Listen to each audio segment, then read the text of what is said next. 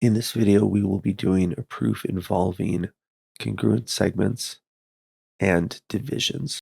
You will see here that there are a lot of givens, but read here, not all of the givens will be used. We will not be using all of these midpoints, G, H, I, and J. These are just midpoints, meaning they divide the segment into congruent segments.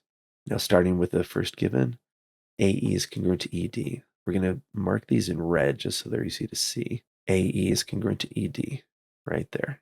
Next, ED is congruent to DC, right there. From there, DC is congruent to AC, so DC and AC are congruent. Then we're going to prove that AG, right here, is congruent to AH right there. So let's go through it. So AE is congruent to ED, ED is congruent to DC, DC is congruent to AC, all given.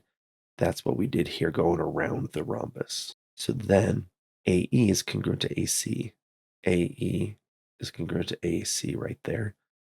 Transitive property. If this is congruent to this, and this is congruent to this, and this is congruent to that, then AE is congruent to AC. Next, G is the midpoint of AE, and H is the midpoint of AC given. G is the midpoint of AE, H is the midpoint of AC. Next, so our thought here, midpoints divide segments into congruent segments. Now, if AE is congruent to AC, then if we divide each in half, those lengths are equal as well. Therefore, AG is congruent to AH because like divisions of congruent segments are congruent. You might be thinking, can I use subtraction?